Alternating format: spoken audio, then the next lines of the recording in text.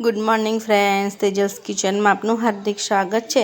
તો આજે આપણે ડ્રાયફ્રૂટ પાક બનાવવાના છે કે મેવા પાક બનાવવાના છે, જે જન્માષ્ટમી પર ખૂબ જ ફેમસ છે અને જન્માષ્ટમી સ્પેશિયલ રેસીપી છે। તો સ્ટાર્ટ કરીએ તો સૌપ્રથમ મેં 2 ચમચી જેટલું ઘી લીધું છે અને ઘીમાં 1 મુઠ્ઠી જેટલી બદામ લીધી છે, જેને આપણે તળી લેવાની છે। તો ધ્યાન રાખવાનું છે, બદામ તળતી સમયે ફાટી શકે છે, તો ધ્યાન રાખીને એને તળી લેવાની છે। તો દરેક વસ્તુ આપણે અલગ અલગ રીતે અલગ અલગ તળવાની છે, કેમ કે દરેક વસ્તુનો અલગ અલગ તળવાનો ટાઈમિંગ હોય છે। કોઈ વસ્તુ જલ્દી પાકી જાય છે, કોઈ વસ્તુમાં થોડો ટાઈમ લાગે છે। તો કાજુ પણ ગોલ્ડન બ્રાઉન થઈ ગયા છે, તો તેને પણ કળી લઈશું। તો કાજુ પણ મેં 1 મુઠ્ઠી જેટલા લીધા છે। તો આ રેસીપીમાં કોઈ જ મેઝરમેન્ટ નથી, તમે તમારી પસંદગી અનુસાર ડ્રાયફ્રૂટ લઈ શકો છો। જે પણ વસ્તુ હોય એનો ઉપયોગ કરી શકો છો, ના હોય એને સ્કીપ પણ કરી શકો છો। તો અહીં મેં દ્રાક્ષ પણ 1 મુઠ્ઠી જેટલી લીધી છે, જે થોડી ગોળ ગોળ ફૂલી જાય એટલે ત્યાં સુધી આપણે દ્રાક્ષને પણ તળીને કળી લેવાની છે। તો બધી જ વસ્તુઓ આપણે અલગ અલગ કળી લેવાની છે। તો ફરીથી આપણે ઘી એડ કરવાની જરૂર નથી। તો અહીં મેં મખાના લીધા છે, તો મખાના મેં 1 મોટી વાટકી ભરીને લીધા છે। એમાં પણ તમારે ઓછા એડ કરવા હોય તો ઓછા, અને વધારે આનાથી પણ વધારે એડ કરવા હોય એ પ્રમાણે તમે એડ કરી શકો છો। તો મખાના પણ આપણા સરસ શેકાઈ ગયા છે, તો હવે આપણે એને પણ કળી લઈશું। તો હવે ફરીથી આપણે 1 ચમચી જેટલું ઘી એડ કરીશું અને છીણેલું કોપરું છે એને પણ થોડું શેકી લેવાનું છે।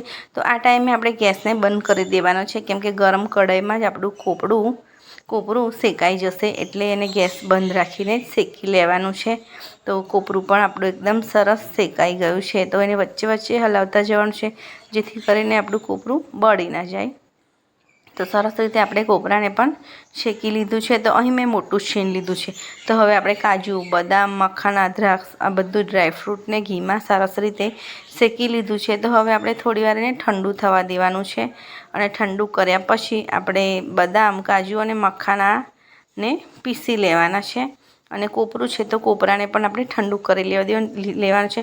તો કોપરું મેં બધી જ વસ્તુઓ કરતાં વધારે લીધું છે, મતલબ કે 3 વસ્તુ કાજુ, બદામ અને મખાના થઈને 1 વાટકો થાય, તેની સામે 1 વાટકો મેં કોપરું લીધું છે। એમાં પણ તમે ઓછું વધતું કરી શકો છો। તો મખાના અને બદામ અને કાજુ ઠંડા થઈ ગયા છે, તો આપણે એને મિક્સર જારમાં લઈને પીસી લેવાના છે।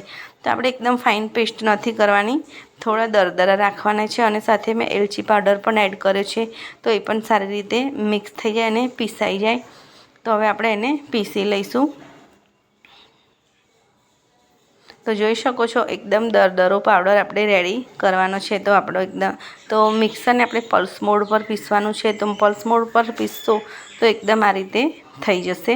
તો હવે આપણે ઘી મૂક્યું છે 1 ચમચી જેટલું, ફરીથી તો અમે ગુંદર લીધો છે 1 ચમચી જેટલો, જેને આપણે તળી લેવાનો છે, અને ગુંદરને તળ્યા પછી આપણે એનો ગાર્નિશમાં ઉપયોગ કરવાના છે। તો ગુંદર એકદમ સરસ રીતે તળાઈ ગયો છે, તો હલાવીને આગળ પાછળથી તળીને કળી લેવાનો છે। હવે જોઈ શકો છો મેં બધું જ મેઝરમેન્ટ સરખું કર્યું છે।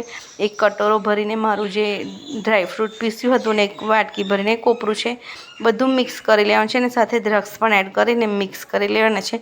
તો હવે આપણે ગોળ કેટલો લેવો છે તેનું માપ કાઢીશું। તો બધું મિક્સ કર્યા પછી આપણે 1 વાટકી લેવાની છે, તો તમે કોઈ પણ વાટકીનું માપ સેટ કરી શકો છો। તો મેં અહીં મારી રૂટીનની વાટકીનો યુઝ કર્યો છે, જે ભરીને મેં ટોટલ 4 વાટકી જેટલું મારું મેઝરમેન્ટ થયું હતું। તેની સામે મેં 1 કપ અને ઉપર થોડો ગોળ લીધો છે। તો તમે 1 કપ જ ગોળ લેશો તો પણ એકદમ સરસ થઈ જશે, પરફેક્ટ ગળપણ આવશે। અને જો તમને વધુ ગળ્યું ખાવું હોય તો ઉપરનો જે 150 ગ્રામ જેટલો ગોળ છે એ એડ કરી શકો છો।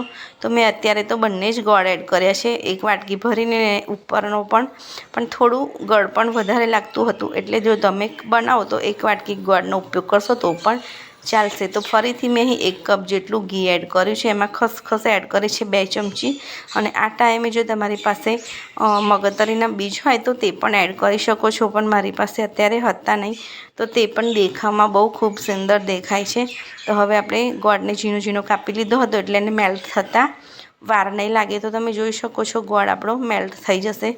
તો એને આપણે પાયો નથી કરવાનો, સિમ્પલ એને થોડી વાર થોડા બબુલા જે થાય છે એ રીતનો ફૂલે એ રીતનો જ આપણે એને મેલ્ટ કરવાનો છે. તો જોઈ શકો છો સાઈડમાંથી ગોળ ફૂલી રહ્યો છે. તો બસ આ ટાઈમે આપણે જે પણ ડ્રાયફ્રૂટનું મિક્સચર રેડી કર્યું હતું એને ગોળમાં એડ કરી દઈશું અને સારી રીતે મિક્સ કરી લઈશું. તો બધી જ વસ્તુ સારી રીતે હલાવીને મિક્સ કરી લેવાની છે. તો તમે જોઈ શકો છો એકદમ પરફેક્ટ ગોળનું મેઝરમેન્ટ છે. અને હવે આપણે 2 થી 3 ચમચી જેટલું પાણી એડ કરીશું. તો પાણી એડ કરવાથી તમે હમણાં જોઈ શકશો કે ગોળ જે છે એકદમ સરખો અને એક રસ બધું થઈ જશે. અને જ્યારે પણ તમે ખાશો તો આ ચીવી નહીં લાગે, એકદમ સોફ્ટ ડ્રાયફ્રૂટ પાક કે માવા પાક બનીને રેડી થશે. એટલે આપણે 1 થી 2 ચમચી જેટલું જ પાણી એડ કરવાનું છે અને એક સરખું મિક્સચર થઈ જશે. તો આ પાણી એડ કરવાથી આ રીતનું એક સરખું મિક્સચર રેડી થઈ જાય છે. એટલે 2 ચમચી જેટલું પાણી એડ કરવું ખૂબ જ જરૂરી છે. તો હવે મેં અહીં એક ટીન પણ રેડી કર્યું છે અડી ઇકોબેક પેપર મૂકીને. તો એમાં આપણે બધું જ ટ્રાન્સફર કરીને ઘી લગાવીને ચમચાથી બધું સારી રીતે સેટ કરી દેવાનું છે. તો જોઈ શકો છો તો અડી પેપર લગાવવાથી આપણું માવા પાક એકદમ સારી રીતે ડિમોલ્ટ થઈ જશે. ને હવે પિસ્તાની કતરણથી અને ગુંદર તળેલો છે જે એડ કરીને એકદમ સરસ રીતે આપણે એને સેટ કરી લઈશું. તો 10-15 મિનિટ પછી આપણે કાપા પાડીશું. તો જોઈ શકો છો દેખાવમાં એટલો સરસ લાગે છે આપણો મેવા પાક કે